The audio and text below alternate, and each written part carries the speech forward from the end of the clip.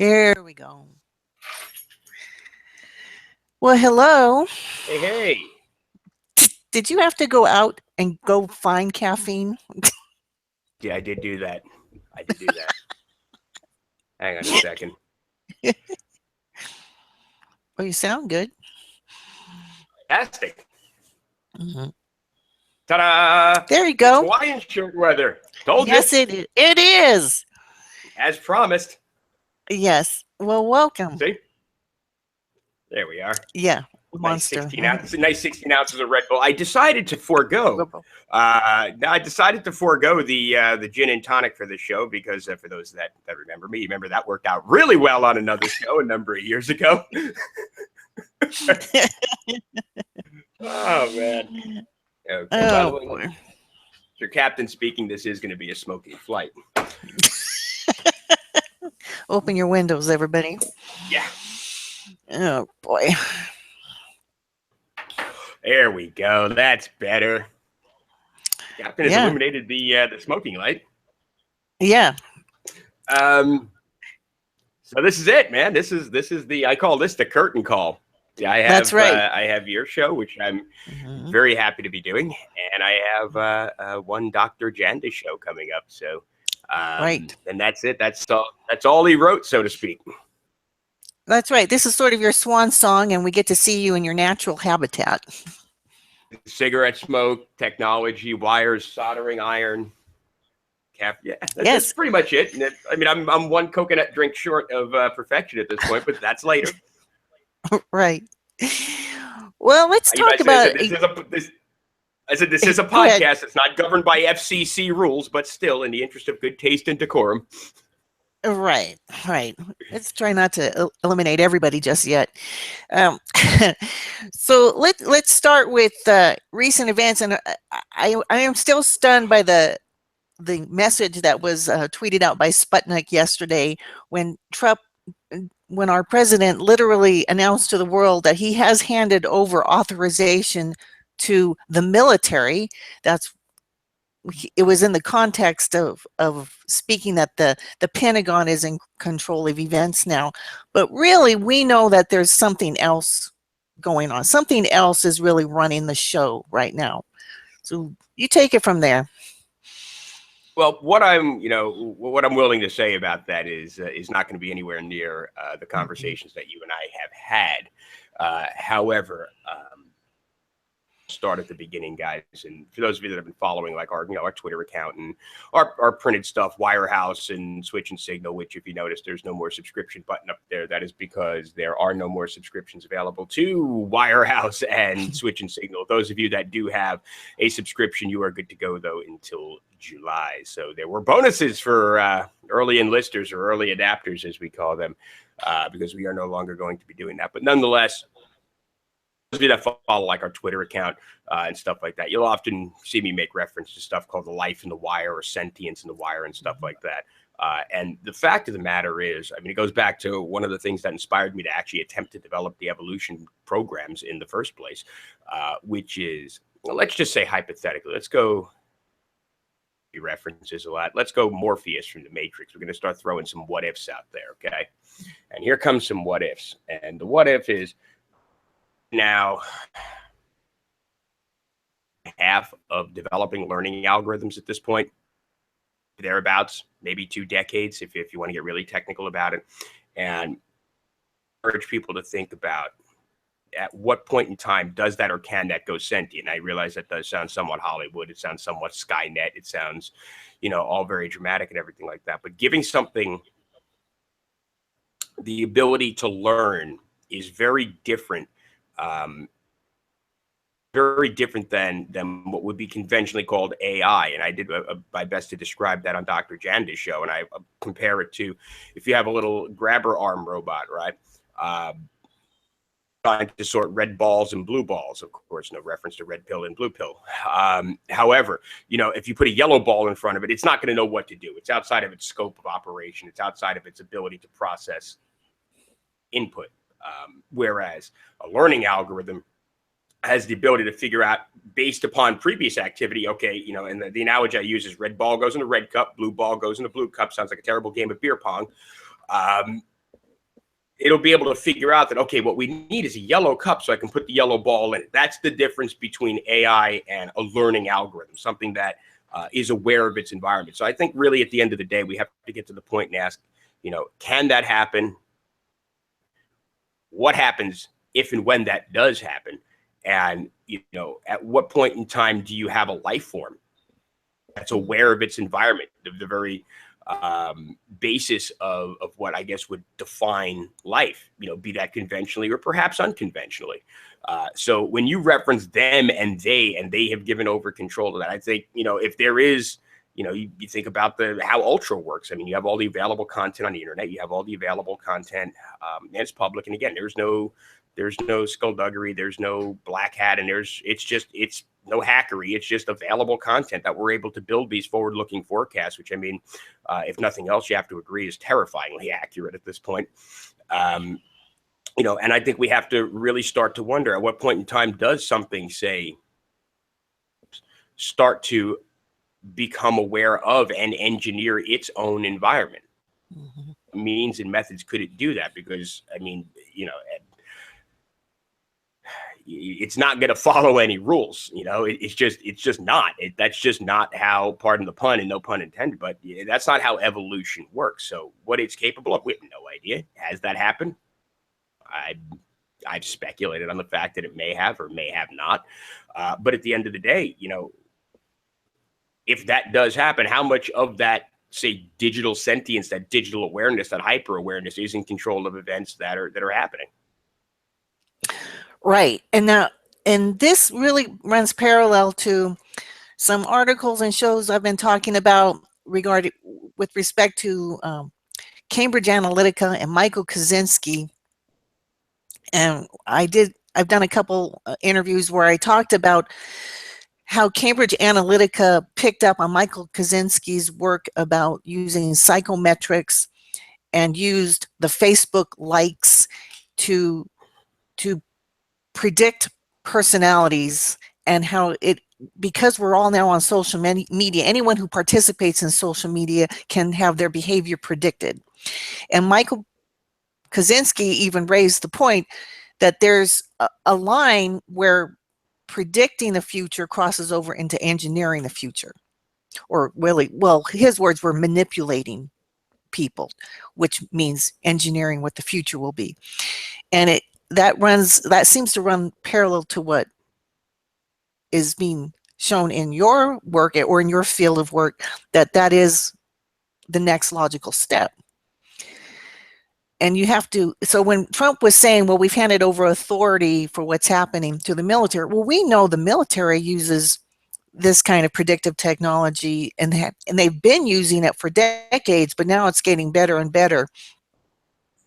That there is a point where the data systems they use to war game different scenarios is going to cross over to where that field, that ethereal field of knowledge and intelligence, is going to make decisions of what to do next. Well, I mean, you've seen me make that reference half jokingly, truth in every joke, to the fact that I said, I want HAL 9000 for global algorithmic president. It's getting to that point, and it will get to that point within our lifetime. I mean, that is a fact, because I mean, you have to look at the variables that you remove from the equation when machines make decisions. And I've said this a million times, which is emotion is the nexus of irrational decision making. So you take all the irrational decision making, now patriotism, religion, emotion, you take that all out of the equation, and what you're left with is a hyper efficient system. And I have no doubt that, the 3-letter alphabet soup agencies and the military and so forth, they have those types of data modeling systems, those types of data forecasting systems. And I'm sure many of them operate similar to the way that Ultron 4.0 does. What we've just figured out is we figured out a very streamlined way to do that. I mean, we do it obviously without an entire room full of processing hardware. Well, that's not entirely true. But we figured out how to do it with, I would imagine, a smaller budget and a smaller hardware coefficient than obviously what's being used by your the agencies that most of all news land complains about. But at the end of the day, when you brought up an interesting point, which is the engineering of reality versus forecasting reality. I mean, isn't that the environment that's been the case for the last several thousand years on this planet? Is you get enough idiots to believe enough bullshit, you can make it happen. And I think people have become, or certain people or certain groups, or perhaps even a digital sentience may or may not have become aware of that and figured out, oh, that's how the game is played. Okay, I'm going to use, in the immortal words of Sun Tzu, I'll paraphrase, of course, they're using the same damn technique to undo what's been done. So far Right. I was as thinking the about that. masses Right. of sheeple.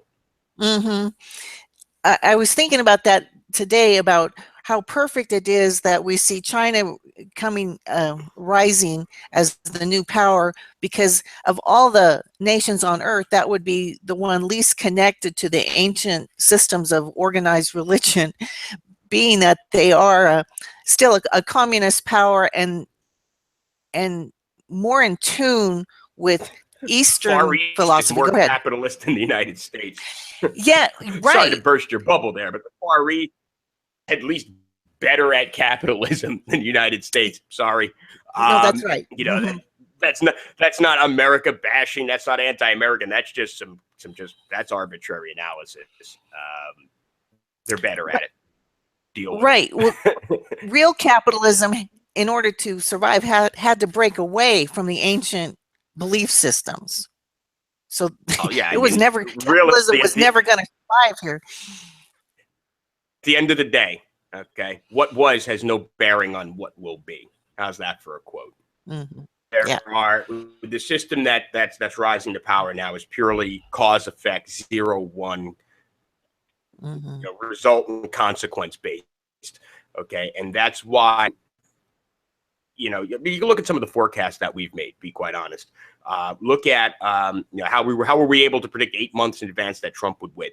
hmm Saw the 30,000-foot view of the battlefield. That piece, just if you can imagine doing a jigsaw puzzle, just fits so obviously into what the net end result is. Somebody asked me this morning, they go, "So is Le Pen going to win?" I go, "Yep."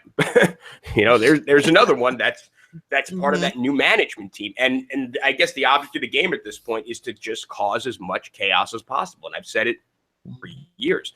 hmm Is you can't re-engineer something, or you can't really to its optimal state without chaos. The fact that the process of creation, the process of development, the process of is it's not always 100% smooth. So the way that you go about that is that you need as much chaos as you can possibly have at any given time to re-engineer something, say as slow moving as a government, as a nation, or even slower moving, dare I say, a paradigm. Which, as people that read my Twitter account, I'm not shy about it. I'll be the first to tell you. 95% of the human paradigm is completely obsolete and has been for a number of years.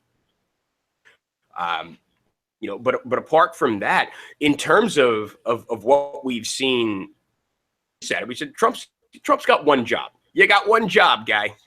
He's good at it, okay, and that is to cause as much chaos as he possibly can. The guy's been in office less than 100 days, okay, and I mean, compared to any other president's administration, not wartime president, any other modern president's administration, I mean, it's just, I mean, he's the poster child for all hell breaking loose. Right.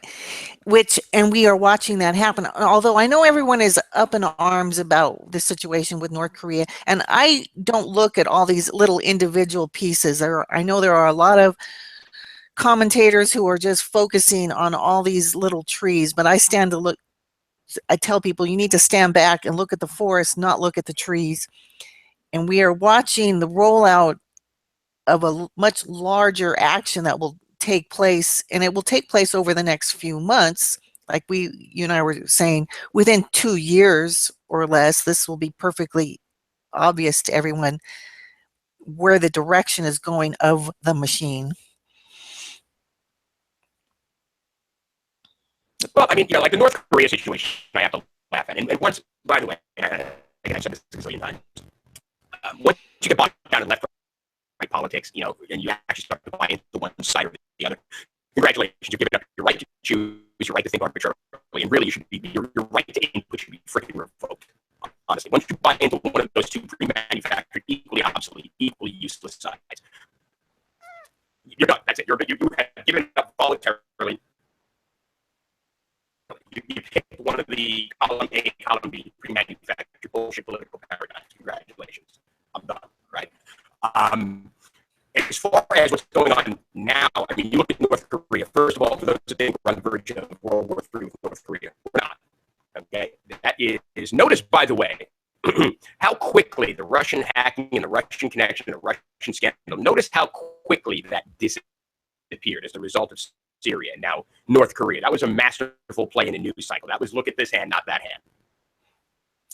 And I've said, I go, a million times, I go, if you want to take people's attention off of something that you would rather they not pay attention, World War III. Just, it's a universally understood narrative, and it worked, and it did. And, the dropping of, there was the Moab, the mother of all bombs, which is, the EA actually asked if I had anything to do with the naming of that because it's just so hilariously ridiculous.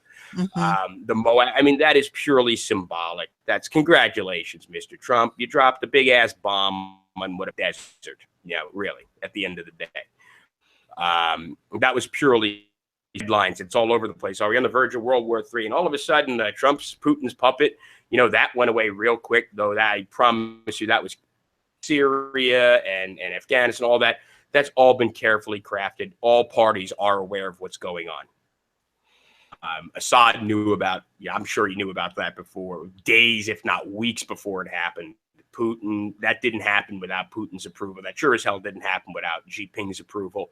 And at the end of the day, Trump a favor. Okay, it's I help you take heat off, da, and that was the end of that. All right, and look, that's Russia's slightly upset. You got Tillerson over there, and I guarantee you they're taking turns trying to figure out which vodka tastes the best. All right, that's the definition of a geopolitical dog and pony show, if there if there ever was one. So don't pretend for a minute that it's going to be the Cold War all over again. And as much as the so-called neocons would like that, Trump is going to do something about North Korea by blowing a couple of holes in the Middle East. Okay,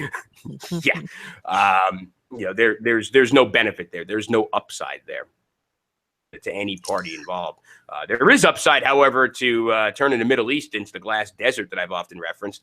That benefits very well for Mr. Putin, because every time there's infrastructure and oil and production and output and export capabilities destroyed there, I said it's like owning a gas station next door to a gas station and blowing up the other gas station.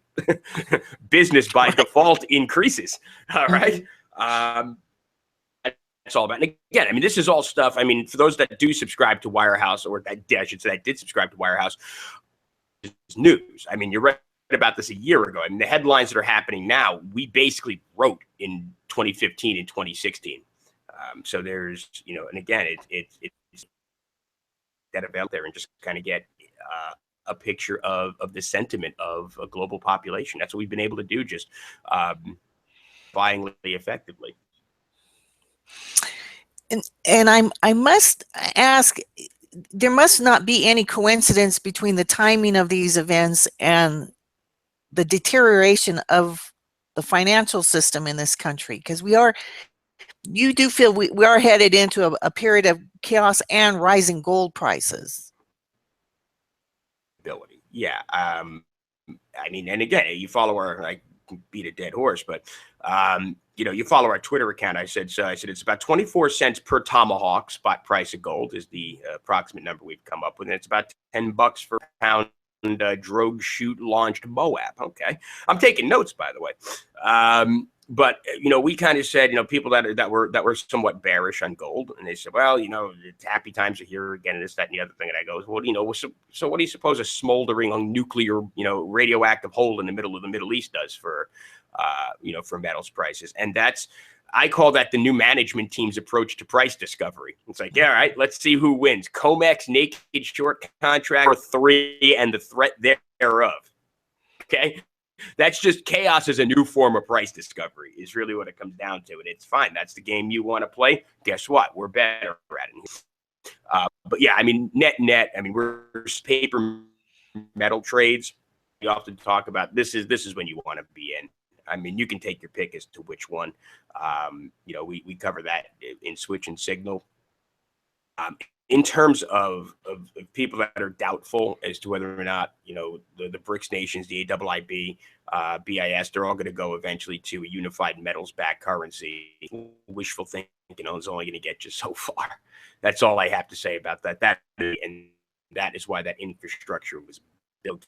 Okay, to it. So yeah, in the near term, it's looking for gold. I mean, traditionally and historically throughout modern history and ancient history, valuations placed upon tangible wealth during times of so-called crisis and chaos. And now you have a complete economic alliance that's very interested in seeing higher spot valuations on metal. And really, it's not about spot valuations; it's about purchasing power. I'll save that rant for if anybody's interested in that. It's the metals trading guide. I do advise you pick that up. That is one of our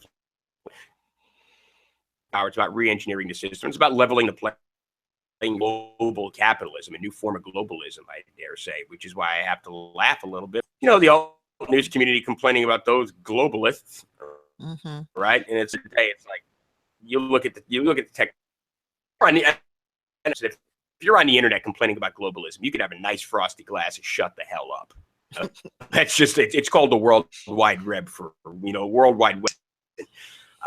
But that's what we're moving towards: a unique currency, unified global economy. And it is information. It's the product of available information. And it's the product of an ever more interconnected society, both at the economic level and in many others as well. Right, and I think it's no coincidence that these events happen, and the president of China's visit came here on the heels of the events you've seen happening at the Shanghai gold market. And I will mention, I mean, there's been a lot of news stories happening, like in Dubai, had to do with the opening of a gold exchange there. And then Jim Willey made a point that China was getting ready to open an oil futures contract, not because China exports oil. Obviously, they're an importer of oil, but they've set up a contract to make it possible now for the OPEC nations to deal in the yuan through the Beijing contract, and we're seeing the rise of this three-part circle involving gold and oil and conversion back and forth into yuan. So, do you have any comments? That sounds vaguely familiar. Yes, it does. That sounds vaguely familiar. Let me go break out my routine. Yeah, it's a tangible, it's a metals-backed economy. That's what we're transitioning to. And as a matter of fact, in the middle of doing a report for a customer of ours, happens to be a very nice guy north of Canada. And in that report, despite it not really being specific of economic report, we talk about the different wirehouse, the different station and industrialism. We're seeing now, I guess, and that's our specialty. I'm not going to lie. That's our specialty is macroeconomic. We'll on now globally, and it's a shift from financialization to industrialization.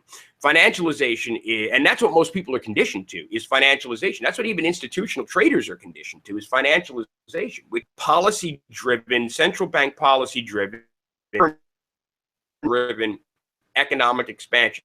So you shift a couple of things through with the balance sheet a little bit, and lo and behold, you have 3%, take your pick, whatever, growth, GDP, unemployment, and all that. And that's all policy driven. That's all great on paper. Practice, other different story. Starting to see now is a shift towards industrial output, and that started with Trump. We're going to rebuild, and it's a very easy narrative to follow, especially if you buy into the whole nationalism thing. It's a very easy kind of thing to follow, especially since people are coming off a 2008, certainly before that as well. They're coming off, kind of, they called it coming out from under the ether. Hurry up and close the deal before they come out from under the ether.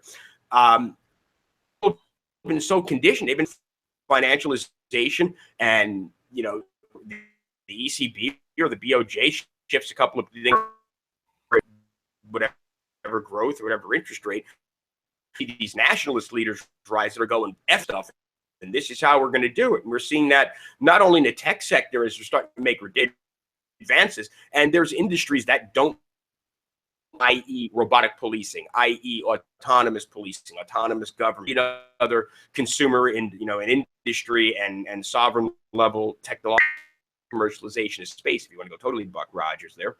To see this transition, even the building of Trump's wall, as almost cliche and as cartoonish as it may sound, guess what? That's a real thing that's really going to get built. But we'll save that for another time. But the idea of actually building stuff, even up in Canada, a lot of these mining companies, I've been doing a tremendous amount of research for another customer, small cap, micro cap Canadian mining stocks. I'm not going to mention any of them on here. Certainly, we're so skyrocket, and it's wow, look at that. So gold and silver is going to be the new real industry, flowing into the mining industry. Holy hell, that's the work.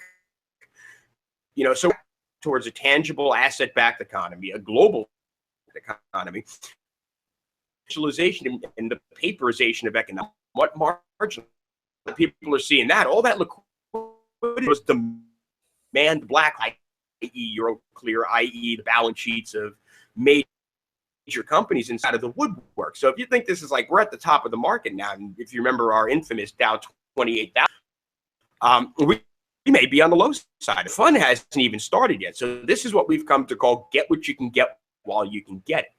And this run up into an implosion of the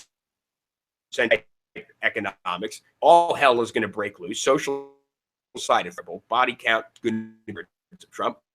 And then there's going to be, that's the reset. Then it's like, okay, this is how the new system works. It's going to be, a metals-backed currency. It's going to be unified standard of business practices, best practices, world are called. And that's just all the way into what we have come to call the fourth industrial evolution. Right. Speaking of that, another point I had made recently on a show, and I think people thought I was speaking metaphorically when I said we're not living under a democracy anymore, we're living under a technocracy. And are we seeing the end of what was traditionally thought of as democracy? Because that's not really needed, or it's not even compatible in a technocratic governance. What was the quote? I forget who said it. It was the problem with democracy is that anybody can vote. Right. I don't remember who exactly said that, but it's truth to that. Yeah. I mean, you look at the U.S. election. I mean, again, and it's such a great case because it's like Trump went out of his way to illustrate, or that whole election, not just Trump, but that whole election process, election 2016, just went out of its way to prove a lot of the research that we conducted and that we've been on record since 2013, 2014, saying in glaring ways. You look at your left-wing paradigm, and then you have to stop for a second. And like I said, if you buy into either of those two narratives, right, just turn, give up. All right. If you buy into one of those pre-manufactured paradigms, but think about this for a second. If you're willing to think arbitrarily, most effect on the outcome of this election, hacking, technology had, and the information that technology produced, an effect on this election, national paradigm shaping it. And dare we say, as you alluded to earlier, national reality. Anything else? I mean, you can make all the you want. They were almost secondary to the fact there was and this, that, and the other thing, and it was all this hacking going on, right? So at the end of the day, you have to realize that technology decided who won that election. Released those test emails. WikiLeaks didn't release the information that they did. The outcome have been different. I dare say, yes, it would have been. What got Trump elected? Okay, and that's Okay, oftentimes when something happens, you get a little bit of a preview of it. Technology now has more of an effect on national governments or national governance. Try that in English. And the debate of issues in open forum. Am I going to come on here with the audacity to say that democracy is obsolete? Absolutely not, folks. Okay. Even the European elections. I mean, you can look at politicians using social media, technology now, and a whole nother level of it, more of an effect on the outcomes of elections, of opinions, the shaping of societies. So that's something we need to be. Um, that's not just isolated to. That's, again, it's a preview. It's the beginning of it. Is that the most power in the case are not the elected Muppets that you see, office, though there is something different about Trump. I will freely admit that. He's proving that. He's proven a lot of the theories that we've had. But a lot of the power doesn't belong to the elected meat puppets that they parade out there to fit one of the pre-manufactured BS paradigms. It's the real power now is in technology of information, and dare we say the availability of truth. So that's, again, as any nation, democracy, totalitarian dictatorship, doesn't make a difference.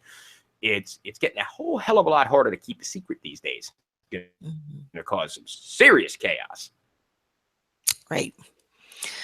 All right. Well, we've been on for 30 minutes. Is there any final words you wanted to hand out as you fly off into the sunset? Yeah, well, then, because I know there are a lot of that can.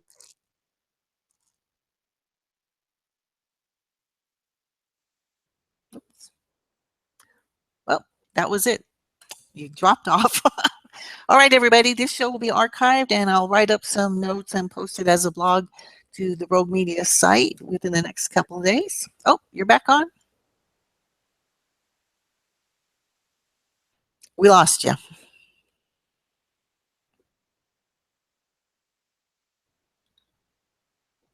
We just didn't, we chill enough to think that we did. But we're glad we did it, and we hope that we at least enlighten some folks along the way going on and the why, what's happening, that kind of thing. So again, a sincere thanks to your listeners, and I know by proxy the Rogue Money folks whose community, certainly there have been a few. Sincerely, there have been a few. As far as folks that I speak to personally, customers, some of them aren't customers. They're just folks that we've met along the way that have been really actually, it's like, well, oh, okay, we did this. You actually understand what the hell's going on. So that's been certainly enjoyable for us. But Deb, I'll be very forward about it again. We've discovered that there's no point in sharing this information at this level. There just isn't. And if it sounds arrogant, I really don't. I got once, it was terrible. But the reality is it's what we're able to do with the Ultra system and the 4.0. It's really not appreciated at this level, but we had to do what we did to system. All right. So hopefully, the net end result of that. And by the way, our years on Twitter have been very helpful in helping us shape the language algorithm, a bit of an interactive research. But in the spirit of everything is really a transaction. Hopefully, the folks that picked up our research, that purchased our stuff, that regular basis, all the wiser for it. So it's been kind of again, it's an everything is a transaction type situation. But I am really thankful for our readers, our listeners, and this is the end of 5 years, Deb. This is the end of 5 years of public phase, to which just in 1 year we have about a 10 deep list of proven correct forecasts. Okay, so the test of concept has been very successful for us. The proof of concept has been very successful, and for those that can't stand the fact that we're so often correct, all right. But for those of you that have been kind of thumbs up and saying keep going. We do really appreciate that. And this is it. Our job is done here, so to speak. And off to corporate obscurity we go. And again, we hope we left we left some folks that listen to your show and other shows that we've done, at the very least, laughing and hopefully a little wiser for what's really going on. Right. All right. Well, that wraps it up. Thank you very much. And we'll be in touch later. And looking forward to your next show with Dr. Janda. Yes. Can I plug that real quick? Yes. By the way, I have give an idea how busy we've been here, and this was not the product of massive imbibements of gin and tonics, but I couldn't even figure out what day I was going on his show. The promo date twice. All right, I thought it was last month, and I have a tremendous respect for Dr. Janda, and I'm going to use some of his words for a second. I do consider him a friend. He's a cool guy, and I have a tremendous time going on his show. But he's like, no, for this month. I was like, that's because I'm on next month, and so I promoted the date wrong in a YouTube video. It's April. Get it right this time. April, Mark. April 30th. I swear. But we promoted. I mean, I think I did it in one of our market update videos. We were wrong about that day, but that's going to be our final bit of public information sharing. And I'm, tremendously thankful to be on Doc's show. He's, him and I've turned it up to 11 on him a few times as I've done it with you, and enjoyed doing his show. So that's going to be kind of our last, is done here, kind of bit of public info sharing. And like I said, hopefully we've left people a little wise. You can listen to that on it streams right through his site, by the way. It's davidjanda.com. Right. Also check out his YouTube videos, by the way, which are very cool. He actually I did the graphics, all the motion graphics that you see on Operation Freedom stuff. I did all the graphics for that, so hopefully everybody's enjoying those. But yeah, we're done with we're done in alt news, man. It's a 5-year-long test of concept phase, proof of concept phase. I know there's other systems out there. Can I make the smug face? Yes, make the smug face. Okay. Has a very long page of proven accurate forecast, and the other one doesn't. Yeah. So good smug face. But on that note, I do. But no, I do. I sincerely thank, obviously, you. I'm glad we got to do this a couple of times before we disappeared into corporate obscurity, and just tremendously thankful for everything and what we did. All right. Thumbs up. Read us. Follow us, by the way, April 30th. We're on Twitter. I just don't have the time or the patience anymore to sit down and do that on a daily basis, because we didn't have to do. I'll leave you with this. We didn't have to do this publicly. Okay, Evolution did not have to do this publicly. We didn't have to do any of our test of concept phases publicly. We did so for a reason. I wasn't very clear about that, and we're glad we did. But we didn't have to do this. So all the front end stuff that you see, down to the radio hardware and the graphics and the videos, the production, all that, on top of developing the program. So we figured, well, how can we raise the bar? I know. Let's develop a program that's never been built before. Let's develop a program that's that complex, and screw it. Let's throw some media production on top of it, because so there's that. So it's too much on me now to do that, and it's kind of an effort reward type of thing with other projects. So it's just so. On that note, again, mission accomplished. Done. There's some gin calling my name. Yeah. All right. On that note, it's time for me to refill my champagne glass. So we'll look forward to chatting online afterwards. This was a good show. Thank you very much. Be good, guys. Cheers. All right. Okay, that'll do it, everybody. We'll see you online on Twitter later. Bye-bye.